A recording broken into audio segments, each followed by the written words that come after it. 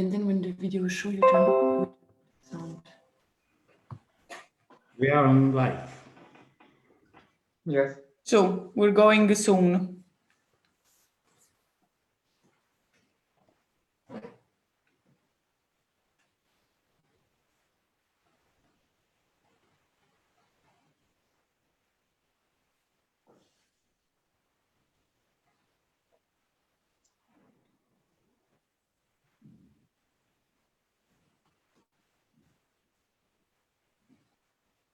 Are we live? Okay.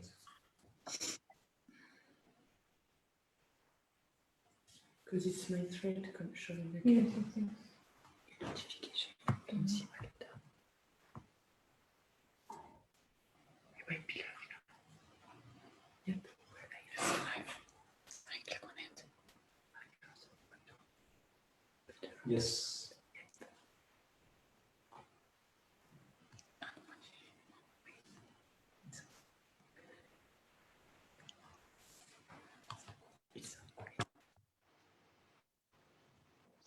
I can start.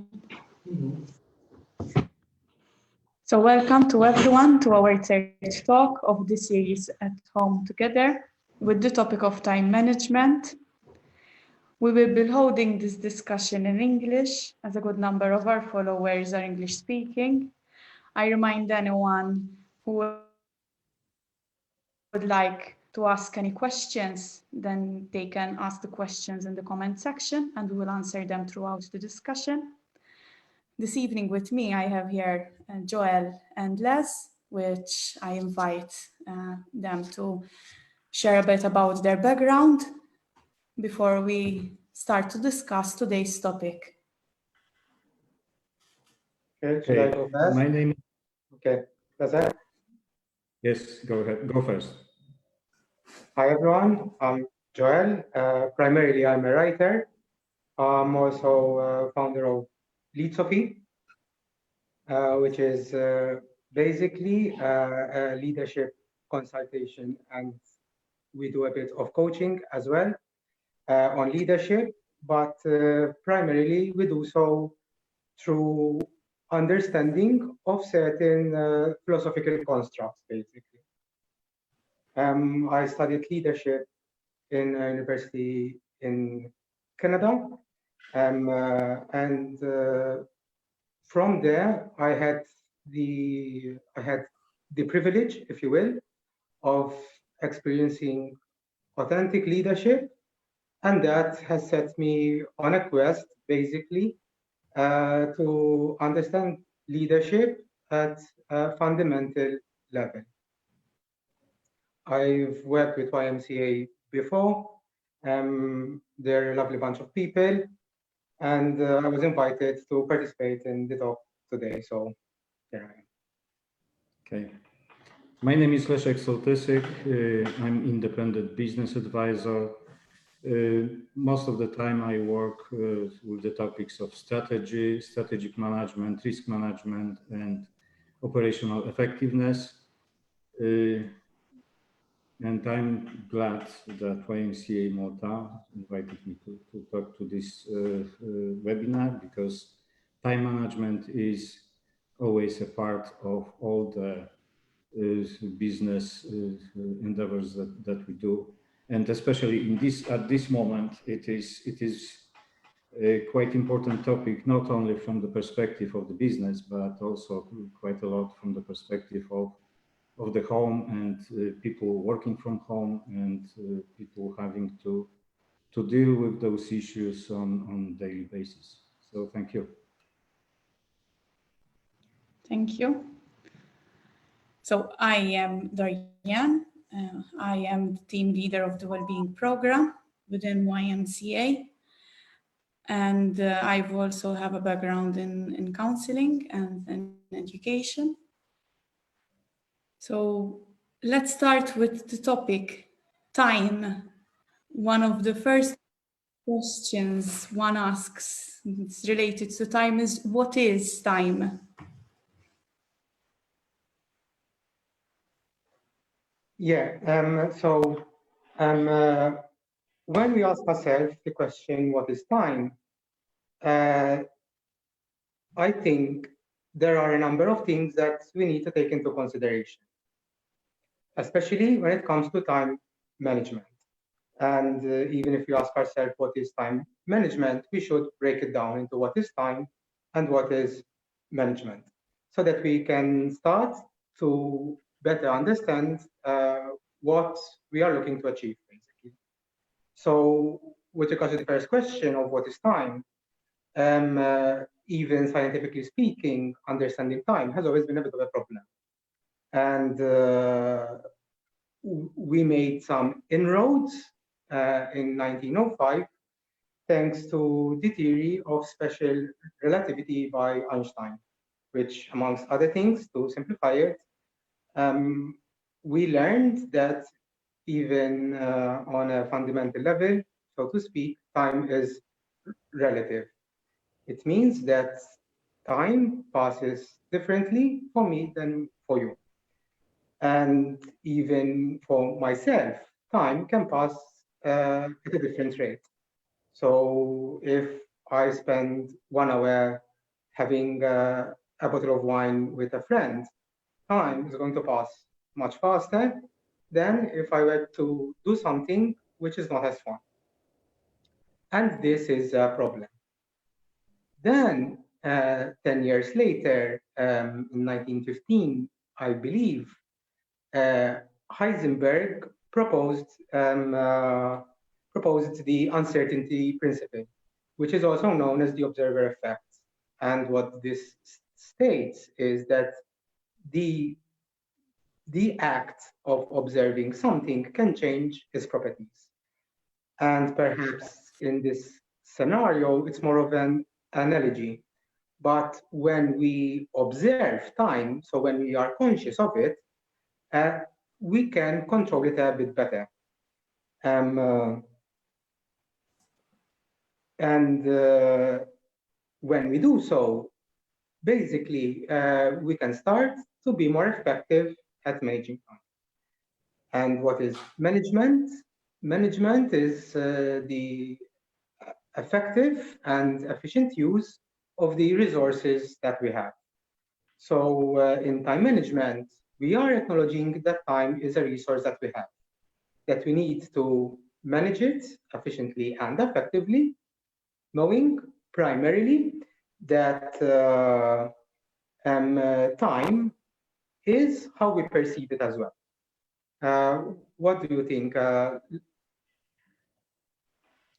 Well, basically, as I would say, yes, I agree that time is quite difficult to define and quite difficult to really understand. However, from just the common sense approach, time, we understand as the time as just the conditions that we are in. We are basically moving through time regardless of what we are doing. The time is passing. And from that perspective, we sort of live in a one-dimensional scenario, in one-dimensional world where, you know, we are moving in it regardless whether we act or we don't act. A second is past. Does not matter if that second of work, a second of relax, or second is wasted. However, I agree that those seconds can be perceived as, you know, passing at a different speed, so to speak, and it's sometimes quite difficult to understand why that is. With respect to managing time, well, time management is about forecasting, organizing, planning, utilizing resources, acting, and organizing the actions in such a way to achieve a specific goal. That's basically the definition of management. And if we look at time from the perspective of management, the question is, like, I agree that the first intuition is that time is some kind of a resource, that we could use. But then when I look at the time as a resource, then I see that it is quite tricky as well. because time on one side would be an abundant resource. Everybody has time, everybody, everywhere, and one could say that with the exception of very specific circumstances, everybody has perception of sort of long time before me. So that perception is saying that, well, there is a lot of time and everybody has the same time as me, and that it doesn't matter where that person is. But on the other side, we all experience the shortness of time. We all experience this again at various levels. The first level is sort of on the micro scale. We have projects, deadlines, often some house chores, everything that takes up the time, and we feel sometimes overwhelmed. That's these times where we really feel overwhelmed and we wish we would have more time. But on the life scale, we also can experience this shortness of time. Like for myself, when I see my children that are now grown-ups, they make careers, I say to myself, wow, when this has happened. So from that perspective, again, strange resource this time is. And maybe instead of looking at time as a resource, maybe, like, that's what I think. When I think about managing time, is probably more about managing ourselves and measured against time. And that's probably how I would look at that. Thank you. Very interesting argument. So given that you mentioned that time is something, what we make out of it also implies our awareness of the time and the way we use it. And given that we have abundance of it, why should we manage it? And what are the challenges that people face in managing time? Okay, so why should we manage time? I think it's fair to say that ultimately everyone wants to have a good quality of life. But then the question becomes, how do we achieve this? And to have good quality of life, our life needs to have meaning. And this is one of the most fundamental sort of concepts on which we build our life, the meaning of what we're trying to do to achieve with our life. But to start to find meaning in our lives, we first need to take responsibility. We need to take responsibility for ourselves and for our time. This is the first step. Now, when we look at certain philosophical arguments that we can use, we can start with Sartre, who said that we live in anguish because we are condemned to be free. And what he meant here is that life doesn't come with a manual that we can refer to understand what sort of decisions and steps we can take. And we are basically free to take our own decisions. And then we have to live with the repercussions, excuse me, of those decisions that we take. Now, but what is this anguish that Sartre speaks of? And the way how I interpret it, especially in this context, is that this anguish is the struggles that we go through through our life. Now, as I said earlier, time is relative. It passes more quickly when we're having fun, and it passes much slower when we are not, when we are struggling with a task that we need to do.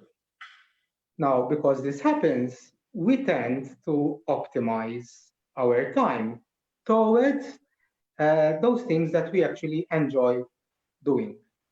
And less time on the things that we do not. However, if we want a good quality of life and to find meaning in our life, then we must find this struggle and embrace it. And one of the best ways to look at this is through the works of Albert Camus, who was a French existential philosopher. He wrote many books. Coincidentally, one of his books is how I really got into philosophy in the first place. But the one that I want to speak about today is his essay called The Myth of Sisyphus. And in this essay, Camus, he compares the story of Oedipus with that of Sisyphus. Now, for those who are unfamiliar with the story of Oedipus, to make it short, he basically had a very tough life. His fate was set in stone, and even though he tried to get out of it as much as he could, ultimately he did not. And a lot of unimaginably bad things happened to him. Yet, towards the end, Oedipus basically said the following. Despite so many ordeals, my advanced age and nobility of my soul make me conclude that all is well. Now, if we set that aside for a second and talk about Sisyphus.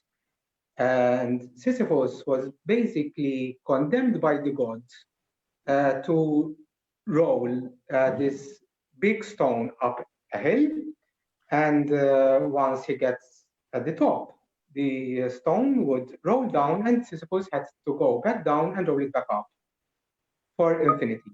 That was his punishment, basically. But Camus was interested in that moment where Sisyphus had to basically stop to start rolling the stone back up. And Camus tried to imagine what Sisyphus might be thinking at that moment, knowing that he has to do this for eternity, basically. And with regards to this, he wrote the following. I conclude that all is well, said Oedipus, and that remark is sacred. It echoes in the wild and limited universe of man. It makes of fate a human matter, which must be settled among men. All of Sisyphus' silent joy is contained therein. His fate belongs to him. And yeah, so ultimately, we all want to be happy in our life. But we must make a distinction when we try to pursue short-term happiness, because short-term happiness tends to be short-lived. So we feel happy, then we feel normal, maybe I feel a bit down, if it's a bad day, then it goes back up, so on and so forth. But if we want consistently good quality of life, first and foremost, we should look for fulfillment as opposed to short-term happiness. And fulfillment comes primarily from understanding what our struggles are and taking them on. Because when we struggle and we go through with it, when we emerge on the other side, we will be a much better person for it. So, like if you train, if you go to the gym, you know that you have to struggle with weights or with running, cardio, whatever, there's this struggle. And once you go to the struggle, you're going to emerge the person form, fit, healthier, so on and so forth. So what this means is that when it comes to time management, we need to recognize that we need to spend more time on the things that we need to do over the time on the things that we want to do. And in doing so, yes, we're going to struggle and it's not fun, definitely. But once we understand that we will emerge stronger, that we will emerge stronger, then that can provide us, excuse me, with hope, will of sticking with it and going through with it. And our lives will be better for it. Okay. With regards to the challenges, so of course, there's the challenge of the willingness to struggle. That is a challenge of time management. So we tend to procrastinate. So if there's something that we need to do and it's a difficult task, we will deprioritize it and prioritize things which are easier to do, just because struggle is hard. And the other primary challenge of time management is how we prioritize. So it sort of ties into that, and how effectively we use the resources we already have to manage time properly. Yeah, I agree with you totally that actually this prioritization is one of the big challenges in managing time. Actually, I even would look at that even, you have mentioned that, is exactly this balance between the comfort and the challenge. I'd like to look at life as, being in balance. When we have this sort of balance, we have a little bit of comfort, but then we also have a bit of challenge. If we are too comfortable, then very soon we'll go into, well, boredom. Actually, that's probably the best word for it, or some kind of stupor that we won't be able to move on. On the other hand, if we have too much challenge, too much struggle, then we may also get into some other problems like this. It may be too difficult to handle or too difficult to really live life full of just the challenge. We can end up, dying of heart attack or something like that. So I think from the perspective of sort of dealing with these challenges of prioritization and looking at finding the right balance between what we like and what we really have to overcome or to take the difficulties, that is something that we should be concerned when managing time. However, the first thing that I believe why we should be really managing time is to understand the value of time. To understand that the time has value that can be extracted from that time if we organize ourselves to reach that value. So this is like from the if you look at the time itself has no value, because a second passes and when it is past, it's already gone. If we have not really spent that second on anything valuable, then actually this has negative value for us because we just gotten 1 second older.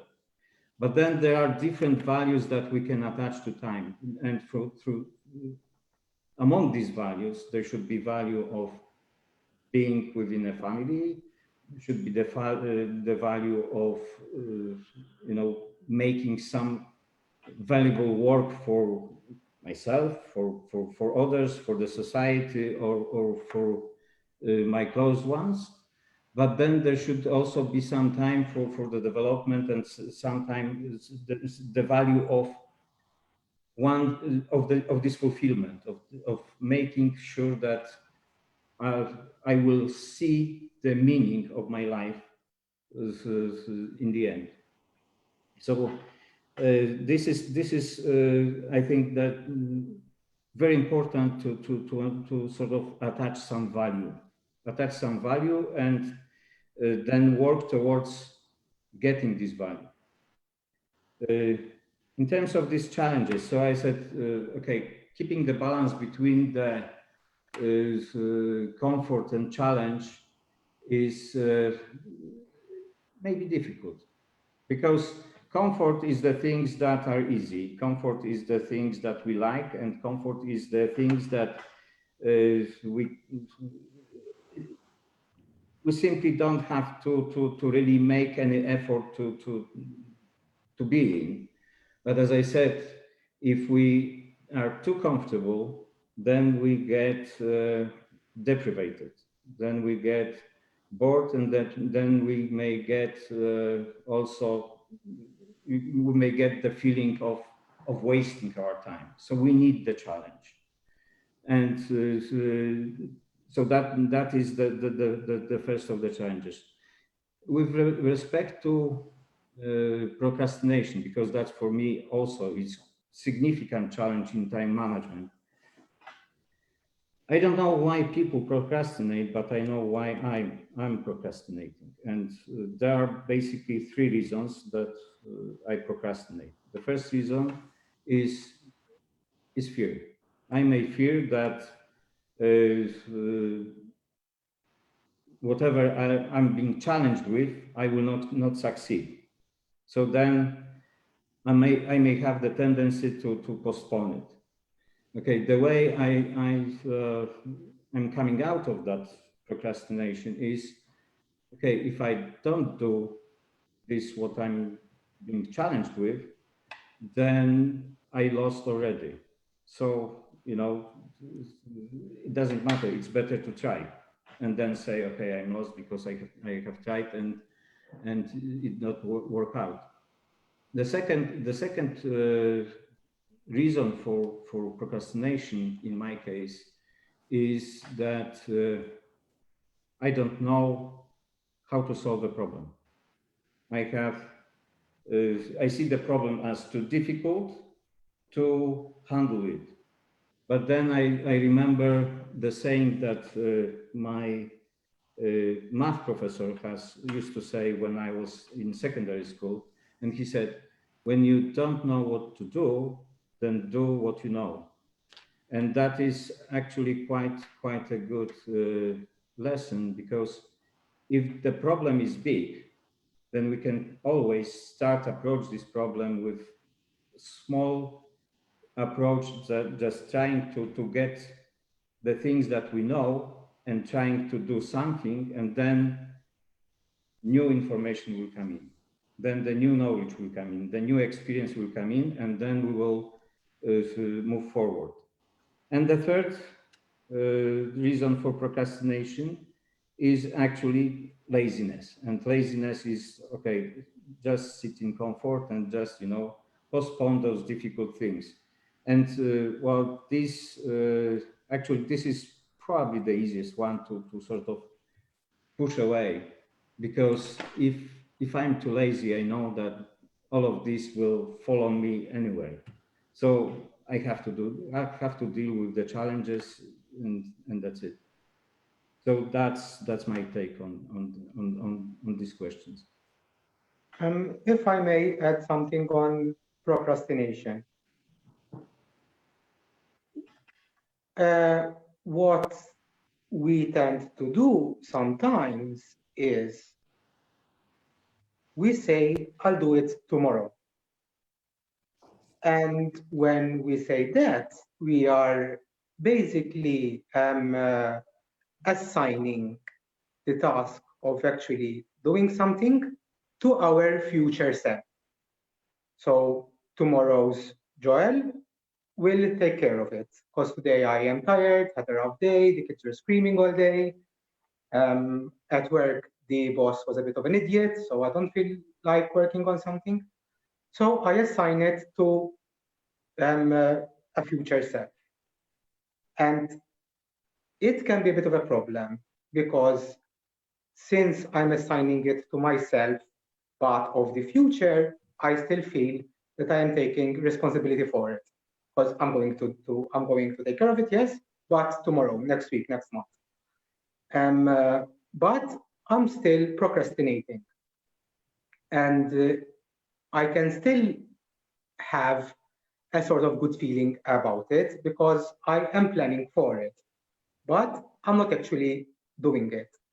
And in that sense, we need to achieve a balance between the planning and the doing. And one thing that I would suggest here is when it comes to the planning, which is very, very important, we have the plan, yes. So, for example, I don't know, I want to launch an app, for example. So that is a plan, but that is a very bad plan, because from where do I start? And if my plan stays there, I want to launch an app, it will never actually come to fruition. So what I would need to do then is set up specific milestones. So I'm going to launch an app, but I'm going to start tomorrow by following this course, and I'm going to be dedicating 1 hour a day between 6 and 7. And because this sort of builds on what you said, Les.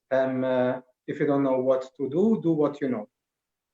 And by breaking it down into these manageable blocks, tomorrow I just need to sit at my desk or at the table, whatever the case may be, and I'm going to do this course for 1 hour. Then it becomes something more manageable. And even though I might not necessarily know the ins and outs of the full plan, I can start something which I can do. Sit down and listen or read or whatever the case may be. Exactly. That's the way as I understand this.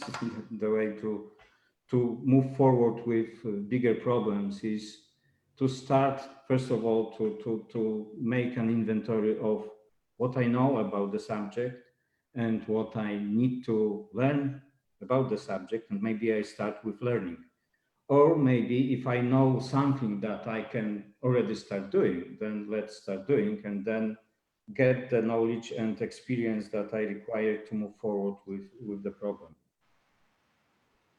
Yeah, exactly. I think even though we might not always have all of the resources we ideally need to accomplish something, we can always start with what we have. And then as we go along, we look at ways at how we can acquire those extra resources we need to accomplish the task or job or whatever the case may be.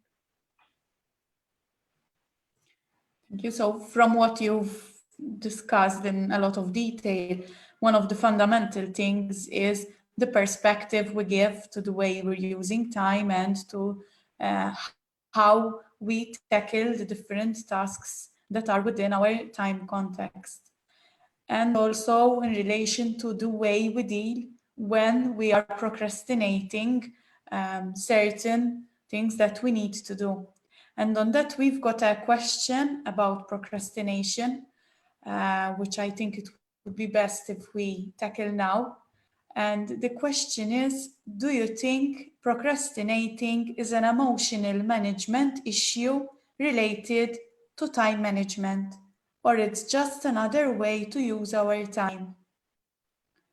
So from a psychological point of view, I'm aware that procrastination is mostly caused due to feelings of isolation and disconnections, which one ends up putting off tasks, like you were mentioning, Joel, you will assign it to tomorrow's self due to feeling disconnected either from the task or isolated from what we're supposed to do.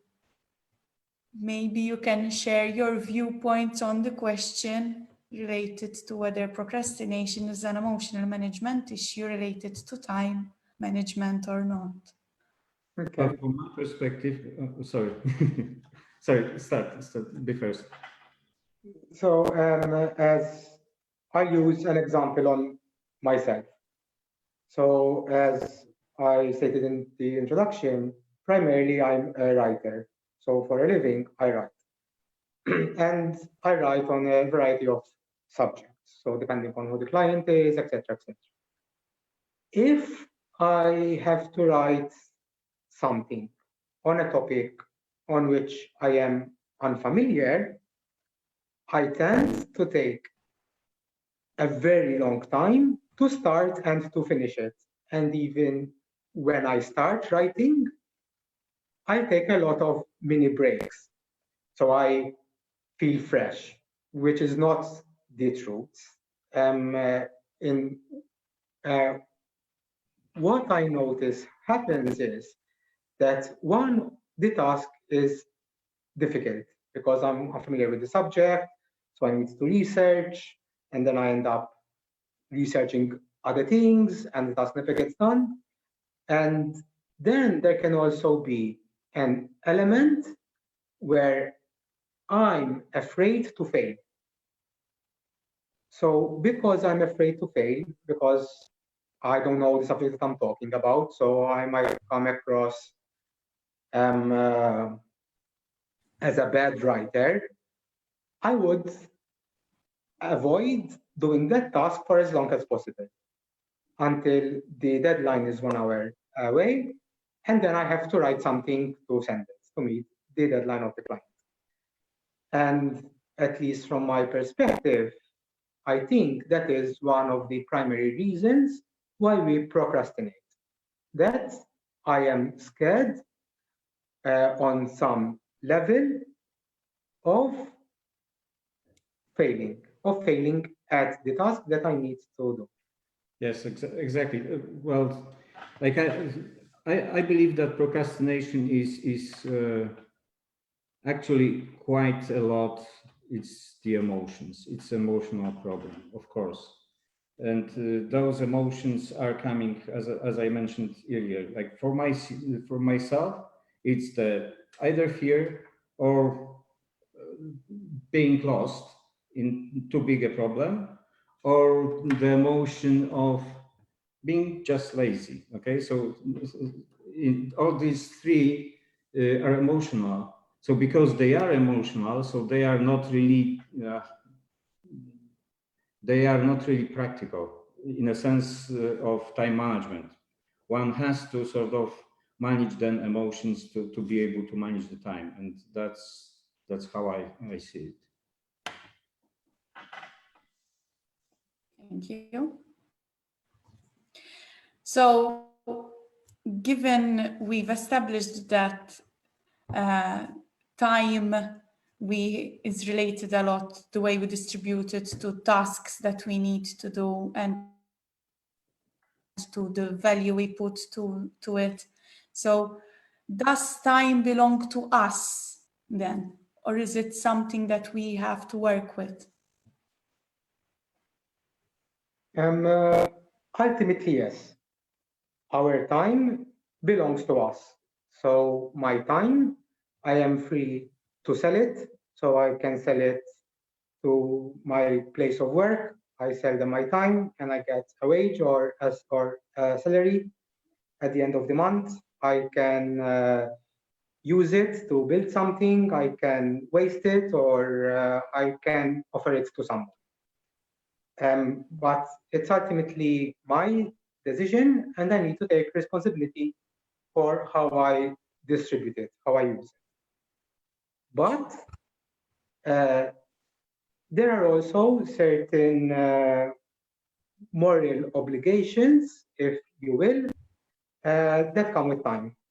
So the first moral obligation I have is towards myself, that I use time to basically reach my full potential.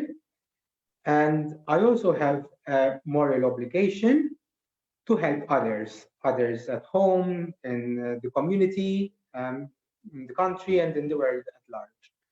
So that at the very least, as much as possible, I end the suffering of others and help them reach their full potential as well.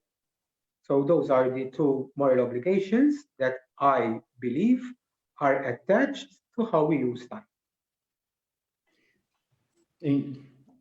I would agree in a sense that yes, we are responsible for what we are doing with the time, and in that sense, we own our time because we are responsible for what we can do with it and for what we can how we act within that time. But what I think it's what we cannot really reject is that as social creatures, as people that live in family, that live in community, live in a bigger society, so even abstracting from the fact that there are moral obligations, there are also things that we should consider as that not entirely our time belongs to us, that people can really use also our time in a sense. And then there will be also the times when these people will encroach in a sense on our time, and we will have to deal with that as well. And that at that moment of this encroachment, we cannot do much. We just have to sort of take that.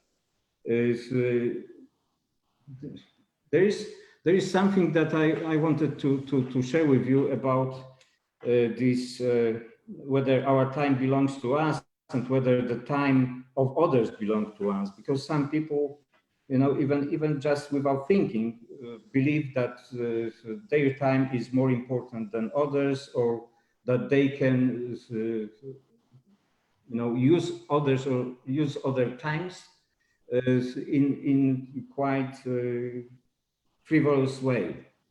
I tell you an example that my friend recently had finished some work for a company and agreed that they will pay him by check. After a while, the check has not arrived. The colleague calls the company and asks whatever happened to that check. And the company says, well, that check was already posted and it was already sent to you a while ago. So obviously this check must have disappeared somewhere, I don't know, at the post office, mailman forgot to put into the mailbox or put this to another mailbox. So the colleague asked the person who issued that check, okay, is it possible for you to cancel that one and send me another one? And that person said, yes, I can do that. But before I do it, please ask your neighbors, ask your mailman, and maybe go to the post office to verify if that check, where that check went to. Now compare the times, okay? To cancel a check and to issue another one is probably, I don't know, 10, 15 minutes, probably somewhere in that range. And to do all the things that was asked my friend to do was probably would take, I don't know, hours. If they have to go to the post office and then line up in the lines. So sometimes, you know, we should be careful, you know, how we are really using other times. Like we should really respect our time, but we also should respect other times of the other people. And if we do that, by the fact that we are somewhat bound together, that okay, I have my own single thread of my time. As at any given moment, I can do only one thing. I'm not that multitasking, but multitasking is really an exception than norm. So I have my own one thread, but if I join with someone we have already 2. If we have several people working towards a goal, then we can join our efforts and really come up with something that is much bigger than we individually would try to do it. So from that perspective, we should see that, okay, our time belongs to us, we are responsible for it, but there are times that really it would be better if we connect our time with someone else. Thank you. So from what you've basically shared, time is, we have a moral obligation to help others reach their full potential. And also we are bound to others through time as well. So we've got a question related to the teaching of time when it comes to young children. About the question is whether we agree that we should teach young children about how to use their time, and not simply when it comes to structured things like at school and then eventually they become adults in their work environment, but also on whether we should teach them how to manage their time when they're doing things they like. Yeah, I like this question a lot, because this question is quite related to the current situation as well, where actually it's not only children, but entire families have to sort of learn how to manage their time. Let's take an example of this family that I know. That it's a couple. They before the pandemic, they worked at different offices, but once the pandemic has started, they have to work from home. And they have 2 children. One is preschooler, one is secondary school teenager, and they have a dog. And as you can imagine, they at this moment they really have to negotiate quite a lot among themselves. Okay, how they split their daily routines, so both of them can work. Both of the parents can work the office jobs that they have, or the organization jobs that they have, that they can take care of the children, and at the same time that the children feel that they spend valuable time playing, working, playing or learning, and at the same time how important it is at this moment to involve the children in management of the home, walking the dog, just provide these children with some meaningful to do as well at home. And this way the children will learn that the time is valuable, that the parents have their valuable time, that this time is spent on work, but then they also have some time with the parents that they can spend and feel connected. So it is important, but it has to be very natural. Like that's my opinion. Is to it does take a lot of negotiation on one hand. It does take a lot of agility, and then trying what works. Like 2 shifts of 8 hours at the same time at that home probably won't work, because who will take care of whatever are doing children at that moment? So then probably it will have to be some division of the time, maybe spreading these work shifts into wider spectrum. But then it's required that if we have time assigned for work, then we need also the time put aside for home, and we need to switch between the two. There should be clear borders. So that's how I view this problem. This problem is quite also challenging from the point of view of the managers of these people who worked in such a way, because well, if your people are working from home, then you have lost some of visibility of what they are doing. But on the other hand, also you cannot expect that they will be doing everything exactly at when you were expecting it that to be done when those people were at the office. So this is again from the side of the organization of the employer quite a challenge, but also quite a big opportunity to sort of show the human face from the business perspective and say to your employees, okay, I trust you that you will do your work. I don't expect you to sort of log in at certain time and log out at certain time. You can do those logins throughout the day because we know that you are working with your family at home at the moment. Yeah, what I would add, Les, when it comes to working from home, taking care of kids you might have at home, etc. If there are kids and you need to manage time as well, involve them in the process of the making decisions. So involve them in the decision-making process, because once you feel you are vested in what is going on, then you tend to appreciate it more, rather than saying, switch off the PlayStation, go read, etc., etc. So try to involve them more in what is going on, so that they can feel as they are part of what is going on. And there was something else you said.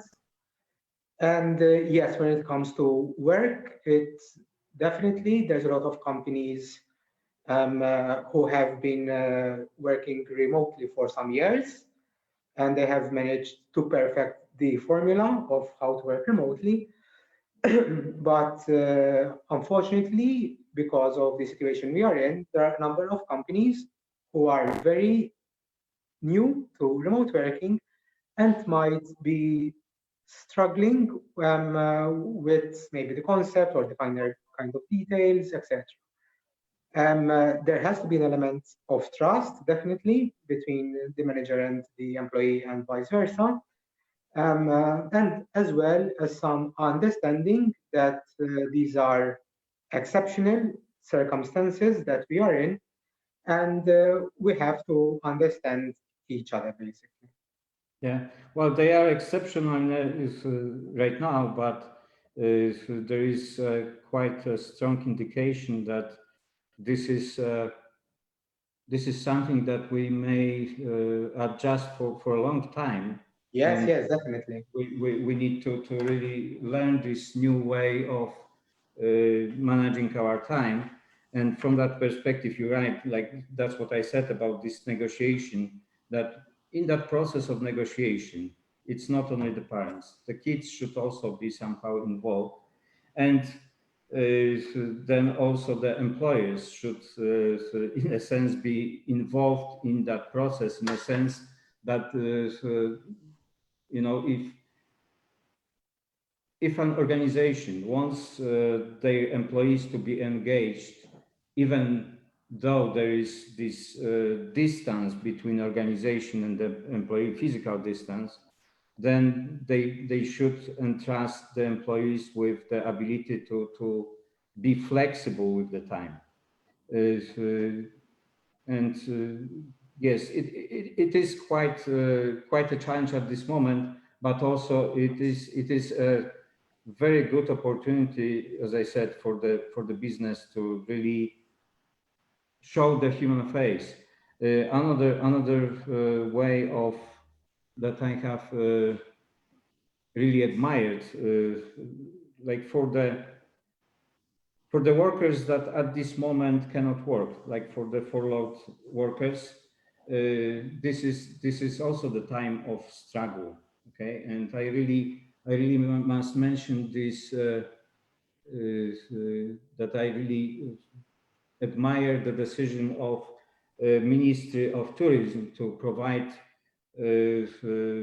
tourist workers in Malta with free online training, because if they cannot work right at the moment, there are no incoming flights, there are no tourists coming to Malta. There's quite a lot of people that basically stay at home and they don't have the duties at their workplace, but still they can really develop themselves. And for the Ministry of Tourism to provide this opportunity for those people is really something that is big, that is very valuable.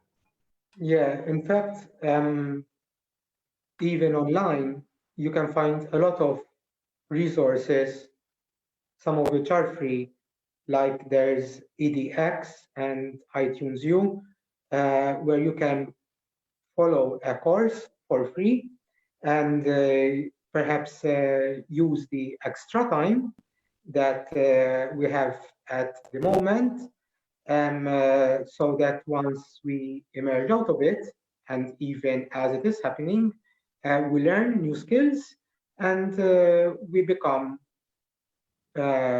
stronger and perhaps even open new opportunities for ourselves. Yes, at this time there's the pandemic situation that is going on, but this is not the only threat. There are other threats, such as AI, for example, which could influence the type of work that is available in 10, 20 years' time. So it's always a good idea to invest in ourselves and to learn new things as much as possible, because if there's one thing that we should learn from this, is that even though we sometimes take our way of living for granted, we shouldn't. A number of things can happen which can change how we live, and we need to be prepared for it. In fact, this reminds me one of my favorite quotes. I think it was Henry Ford who said, "I'm a man of unbending principle, the first of which is to be flexible at all times." Exactly, and this is one of the key messages with time management, is to really to navigate rather than to be forceful that it has to be this way, because Definitely. it never happens. So if one plans for something, then one should always be ready that the plan will not work out. And this is something about this: does our time belong to us? Well, it does, but then there might be many things that will happen that will disturb our thinking about time, and will disturb our way we have sort of organized our future, and we should be prepared for that. It's not always easy to prepare. So some things just fall on us in a tragic sense, but then even in such a situation, there is the first thing to do is to understand, okay, that as long as we are alive, there is value from the time that we still have, and we can grab for this value. Yeah. Thank you very much for sharing your expertise and your knowledge on the subject. Unfortunately, our time is up for today's discussion. If anyone would like more information about time management tips and how these may apply to everyday life, we will be uploading these on our events page after the talk. And thank you once again, Joel and Les, for your contribution. And I invite everyone who's been following us for today's discussion to follow us again next week, today week, at the same time. We'll be discussing a different topic, which is home space organization, where we will go into detail about the relationship between personal space and the environment we live in. I also remind everyone that for those of you who would like a friendly chat, there is our telephone response line, in which you can either send a text or else give us a missed call and we'll call you back. And our number is 999-28625. So thank you everyone once again, and I wish you a good evening. Thank you. Good evening. Goodbye. Bye.